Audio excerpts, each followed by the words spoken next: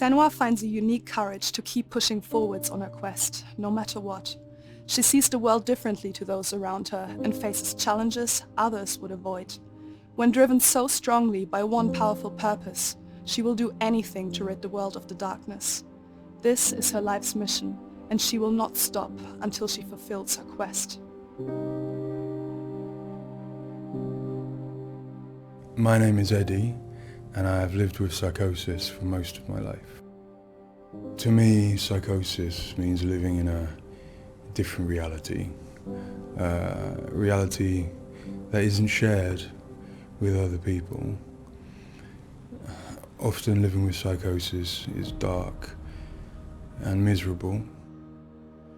While experiencing psychosis, I've got to hear the voice of God, the opposite,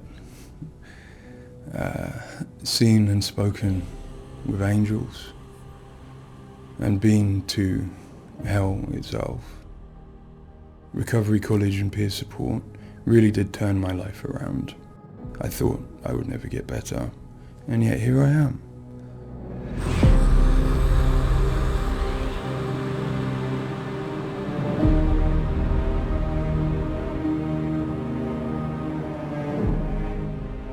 The things that Senua experiences in Hellblade are very similar to some of my own experiences. She lives in a reality that other people might find hard to understand. She sees significance in symbols, in meeting people, in all sorts of things that are going on around her. Senua is experiencing an altered state of reality which would be very hard to understand without having experienced it yourself or playing Hellblade. Lost soul who fought through hell to find us. You were lost. Not anymore. Are you ready for what you will find here? It's difficult saying that it's an illness, that it's not real. Of course to me, it is. And of course to Senua it is. And that's what's driving her to do these amazing feats of courage, to overcome pain and exhaustion, to do what she knows she must. All the fear, everything I've seen, everything I've done has led me to this place. We've come so far, not far enough. Say it. You are ready. Tell them. In Senua's Saga Hellblade II, we tell the second part of the story of Senua, a Celtic warrior who, like Eddie, has experiences of psychosis, seeing the world in a unique way and existing in a reality unshared by others.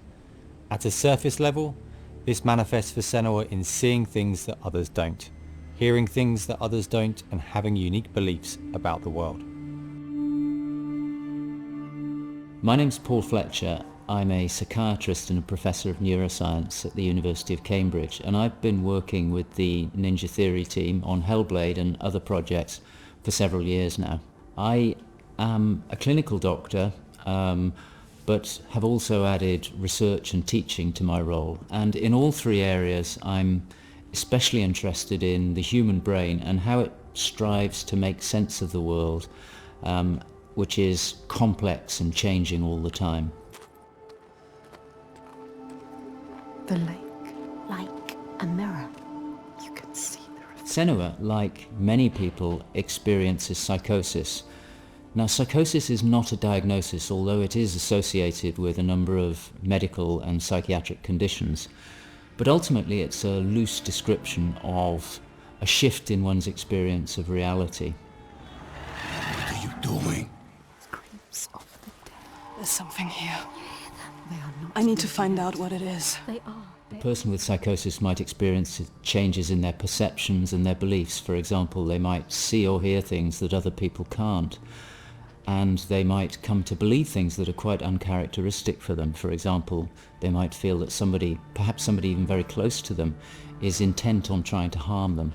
Now, it's very important to remember that this is not just a vague feeling or an imagination. To the person, it feels like their reality, just as everything around me feels like my reality to me. I, like many people, feel that in order to even begin to understand psychosis, we have to start with thinking about how the brain works in general, how it makes sense of the world around it. And when we do that, we're repeatedly confronted with evidence that actually it doesn't just rely on the evidence of our senses, but it actually relies on what it already knows, on its predictions, its anticipations, and its expectations. Your voices. Now that might seem like a defect. After all, why would we want to rely on what we already know rather than what the world is telling us?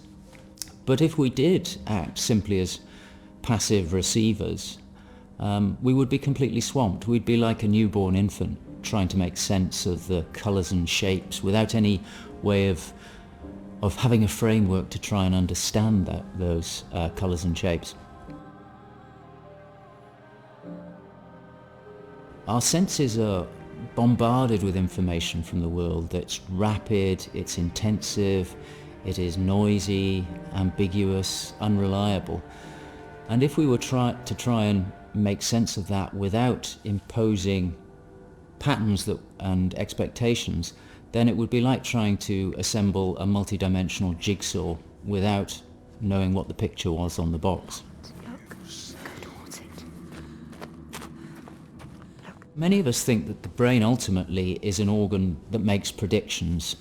It craves patterns and associations in order to make sense of the world. And without that, we are confronted with a feeling of uncertainty, of anxiety, of distress, even of fear. They're calling. Something is drawing near. Where do these predictions come from? Many of them are actually embedded in the structure of our brain, probably wired there by evolution. Many of them come from our earliest experiences as babies, trying to make sense of this new world that we're born into. Many come from our early childhood experiences, from what we learn from others and how we interact with others, from our parents, our teachers, our friends.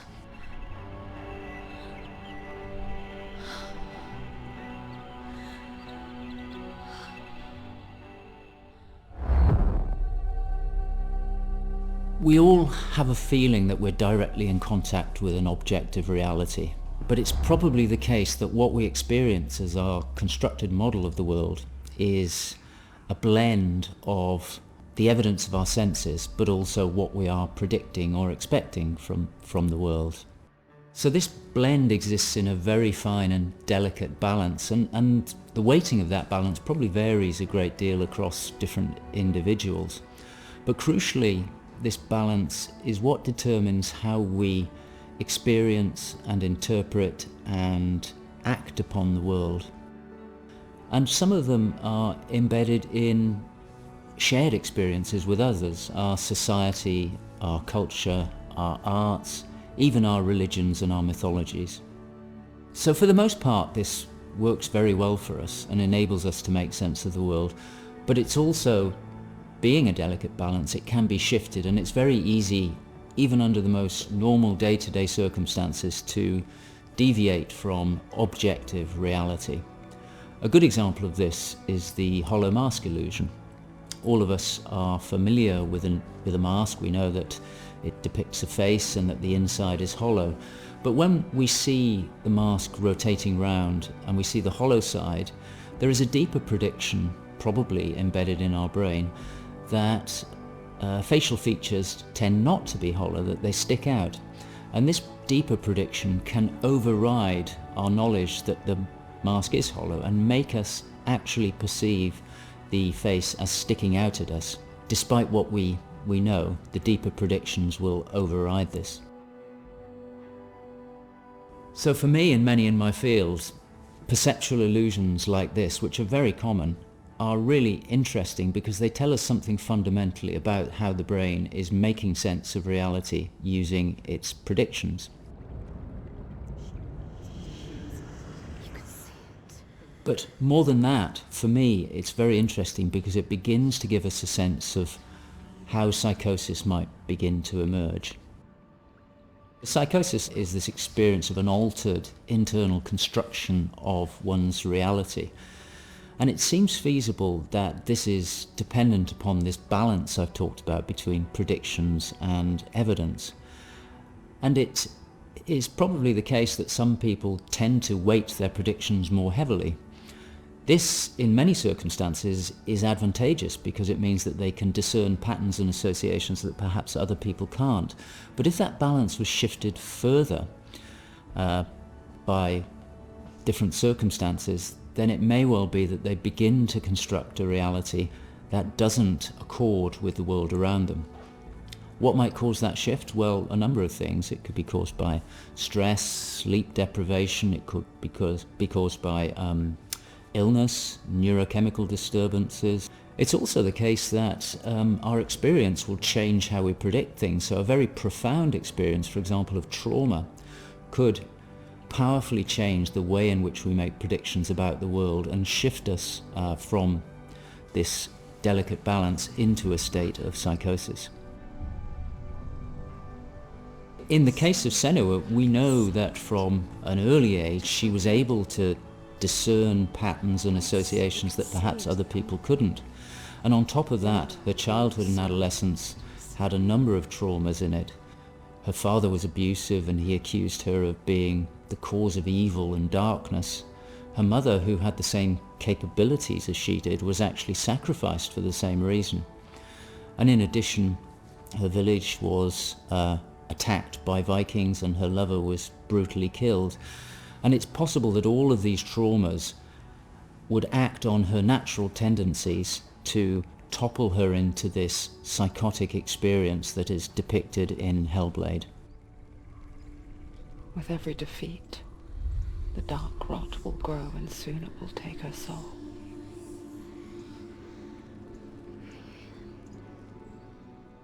In Hellblade Senua's Sacrifice, we find Senua discovering and understanding her experiences.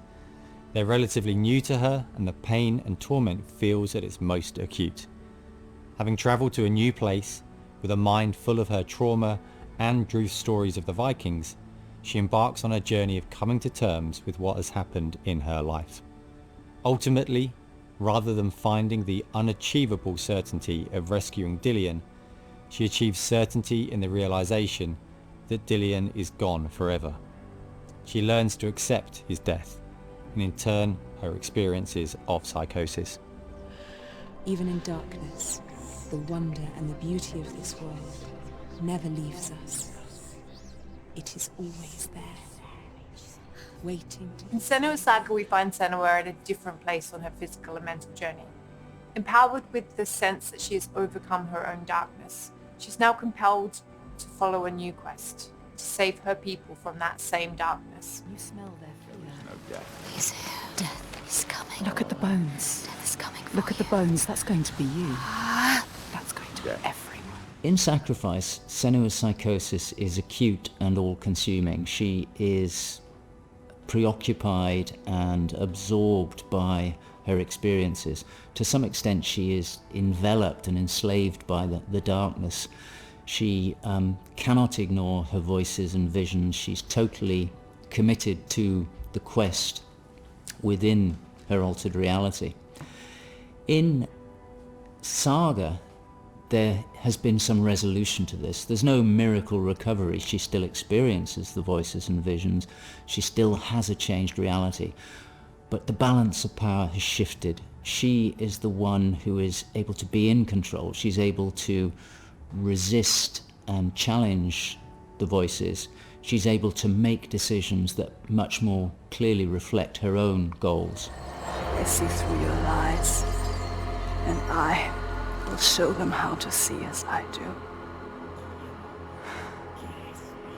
I will not appease your gods. I will destroy them. And in addition, in Saga, she is able to encompass the reality of others. She sees them for the constructions that they are, and she is able to interact with them, and I think that's a very powerful change and a very important area to explore. They have lost everything. In Saga, we've had the opportunity to explore the next phase of Senua's mental health journey, one where she's come to a place of understanding, but where she and us as creators have new challenges to overcome. Where Senua's belief system will clash with that of others. Her experiences will play out in the presence of people who don't share her perspective. And where she feels a new sense of power in being chosen for the quest, but also a new weakness, bowing underneath the weight of responsibility that sits on her shoulders. Wait.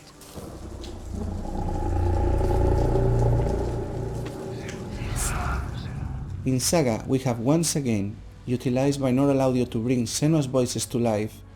Her furies still travel with her, but their tone has changed this time.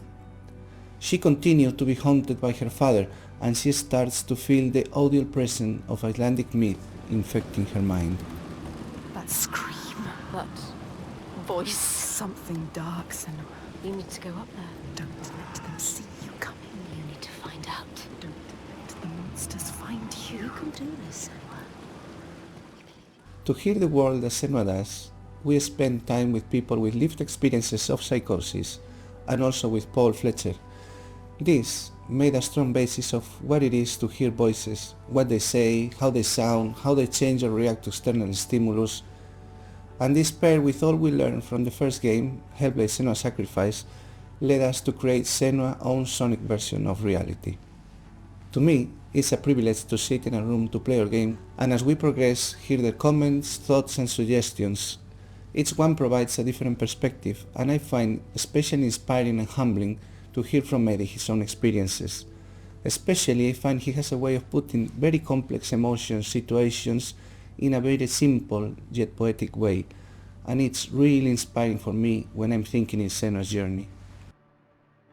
We use binaural audio to bring 3D space in the headphones. This allows to experience the voice hearing and other sounds with a physical sense. Also extremely important is the performance of the voices, and for that we have been collaborating with Helen and Abby, our Furies. They are the most prominent voices of Senua.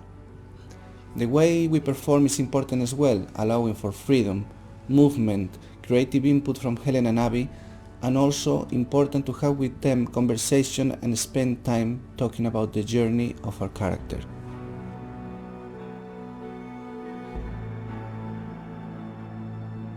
There is a lot of time gone into experimentation, so every sound in the game is connected in some way with the emotion that Senua is experiencing as she travels through Iceland, from the sounds of the nature to some of the musical moments.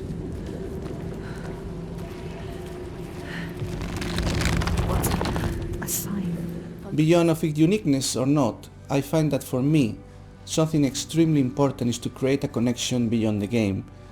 So in understanding Senua's own reality and going on a journey with her, I hope our players will understand better how people experience reality different, and in doing so, I feel, we break those walls that keep us distant and lonely. My brothers used to come here to practice fighting. Sneak out. Follow them. For Saga, in order to bring Senua's experiences of hallucinations to life, it was very important for us to listen to people's real lived experiences. It was then a case of thinking about how Senua's world and reality might look when faced with these types of examples. This would have been impossible without Paul Fletcher and amazing people like Eddie and Kathy, who've been so open and honest about what they have been and do go through on a day-to-day basis. I think it takes real strength to be able to talk about such personal things to a new group of people. On the visual side, we have lent into things like repeating fractal geometry shapes, cymatic patterns, with lighting and post-processing changes to all help reflect the current feelings of Senua. And hopefully, when combined with the audio and gameplay, the player will get a sense of what we are aiming to achieve.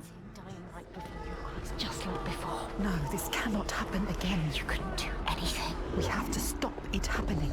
Face it. You need to face it. Focus. You need to look at it. In Sacrifice, we saw a story of Senua's suffering at the hands of her experiences.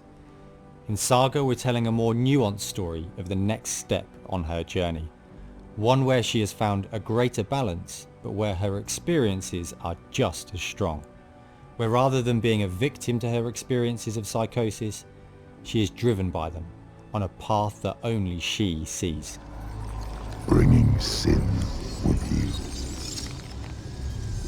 The gods cannot be killed.